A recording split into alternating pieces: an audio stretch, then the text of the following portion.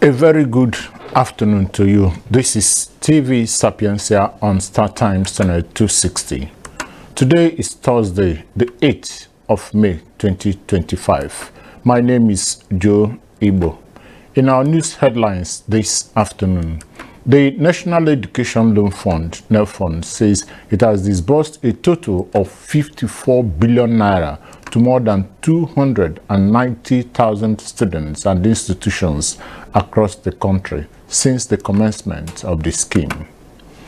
The Anambra State Commissioner for Women and Social Welfare, Mrs. Ifeobinabo, has raised the alarm over an 18-year-old apprentice who allegedly impregnated 10 girls, including his master's daughter and a sales girl, within 5 months. The National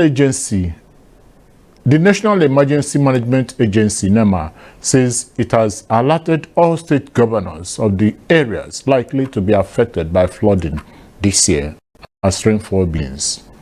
And members of the Senior Staff Association of Nigerian Universities and the Non-Academic Staff Union across federal tertiary institutions have raised the alarm over the delay in the payment of their April 2025 salaries.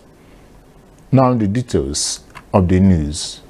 The National Education Loan Fund, or NELFund, says it has disbursed 24 billion naira to 293,000 students and another 30 billion naira to 303 institutions nationwide, making a total of 54 billion naira since the commencement of the scheme. The Managing Director, Akintunde Sawyer, who stated this while briefing the House of Representatives Committee on NELFund, said the beneficiaries were drawn from 303 government-owned universities, polytechnics, and colleges of education. Sawyer explained that the fund, since its inception, has received 203 billion naira, out of which it disbursed 30 billion naira to tertiary institutions and 24 billion naira as student loan. Earlier, the chairman, House Committee on NELFund, Ifeoluwa Ehindero, said the panel invited the NELFund management to provide explanations on the management of its funds following allegations of diversion. The Federal Ministry of Health and Social Welfare has called on Nigerians to follow medical advice on salt consumption. This follows a viral video showing a respected religious leader advising people to ignore health warnings about salt. A statement issued yesterday by the Deputy Director of Information and Public Relations, Mr. Alaba Balogun, says although the ministry respects the influence of faith leaders, it is important to correct harmful messages. He said salt is not the enemy, adding that sodium found in salt is essential for the body's functions like nerve activity and muscle movement. But eating too much salt increases the risk of high blood pressure, stroke, heart disease, and kidney failure. The ministry explained that most Nigerians consume twice the recommended amount of salt daily. Mr. Balogun said the recommendation was to encourage food companies, regulators, and the public to work together to lower sodium intake without sacrificing food quality. The statement also encourages Nigerians to seek health advice from qualified medical professionals, adding that faith and science should work together to promote public health.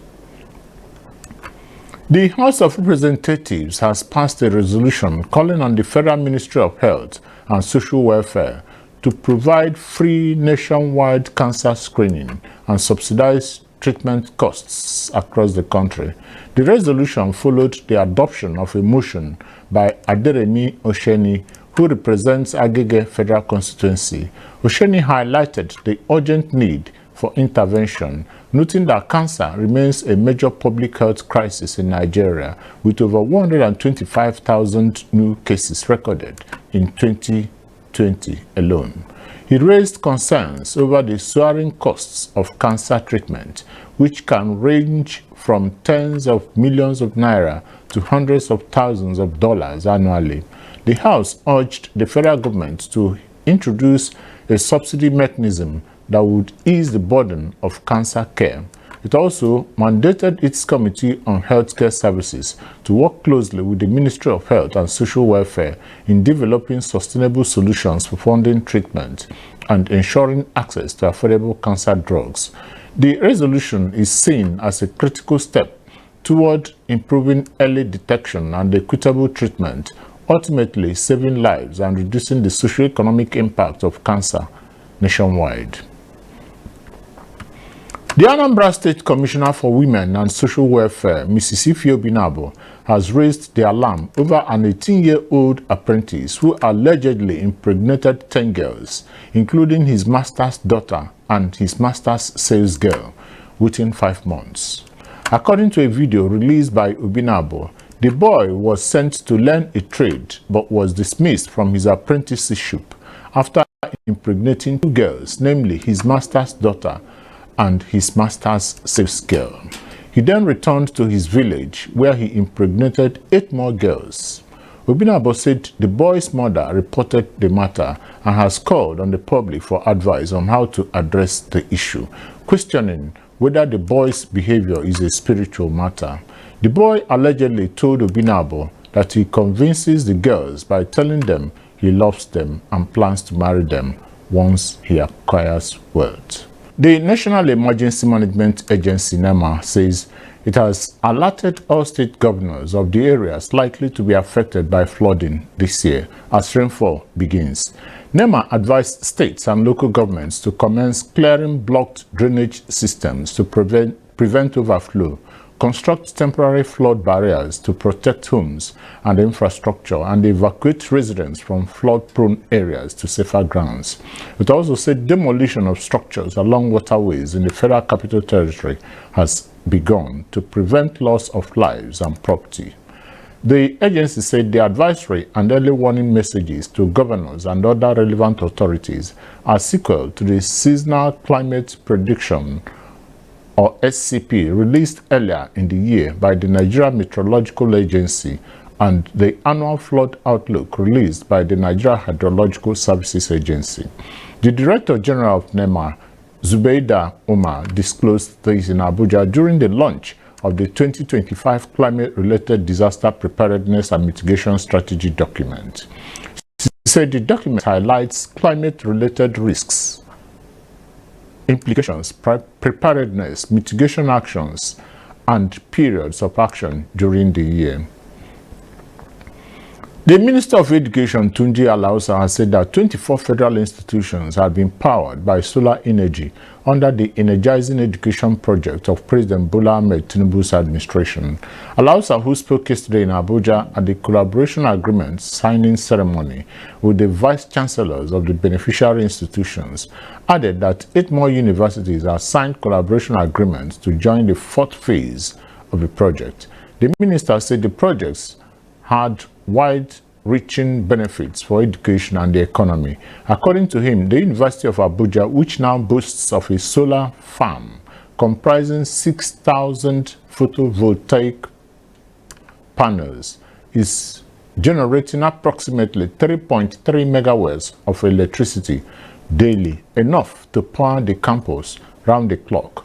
The minister challenged vice chancellors on innovative and creative ways of sustaining the project, noting that before 2027, every tertiary institution in this country would have renewable energy generation. Former President Goodluck Jonathan has warned against the covert establishment of a one-party system in Nigeria, cautioning that such a move could destabilize the nation's fragile democracy. Speaking at a memorial lecture held in honor of the late elder statesman Chief Edwin Clark in Abuja, Jonathan emphasized the dangers of political manipulation aimed at sidelining opposition parties.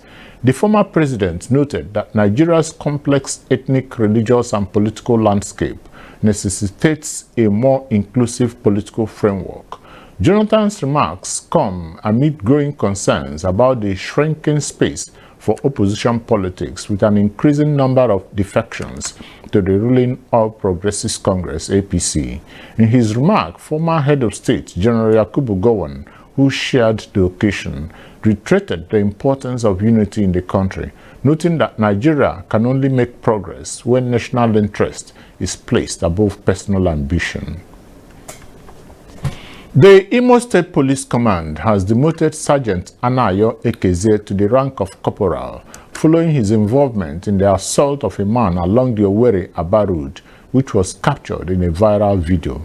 The police spokesperson Henry Okoye confirmed the incident, stating that the 3 officers involved, Inspector Ofem Obonra, Inspector Obina Okereke, and Sergeant Anayo Ekeze, all from the Safer Highway Unit, were identified and subjected to an orderly room trial. The trial found Ekeze guilty of using his issued smoke gunner during the assault, leading to his demotion. Inspectors Obonra and Okereke were severely reprimanded for failing to maintain proper supervisory control, enabling the unprofessional conduct to thrive. Imo State Commissioner of Police CP Aboki Danjuma condemned the officers' actions, describing them as violations of the Forces Code of Conduct and human rights standards. He reaffirmed the police command's zero-tolerance policy for misconduct and pledged accountability for officers found guilty of such behavior. Members of the Senior Staff Association of Nigerian Universities and the Non-Academic Staff Union across federal institutions have raised their alarm over the delay in the payment of their April 2025 salaries. The delay, according to union sources, may be linked to the recent migration of university-based unions from the Integrated Personnel and Payroll Information System to the Government Integrated Financial Management Information System platform.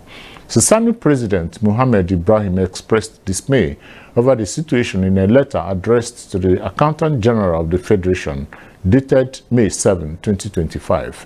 Ibrahim described the continuous delay in salary payments as a violation of the 2022 agreement between the federal government and the Joint Action Committee of SUSANU and NASU, which led to the suspension of a prolonged strike.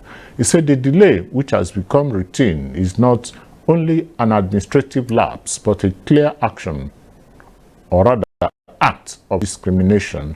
Ibrahim warned that the current trend could erode industrial harmony within the university system, urging the Accountant General to investigate and resolve the issue urgently. To end the Sapientia news at 1 p.m., a recap of the major headlines. The National Education Loan Fund, or NELFund, says it has disbursed a total of 54 billion naira to more than 290,000 students and institutions across the country since the commencement of the scheme.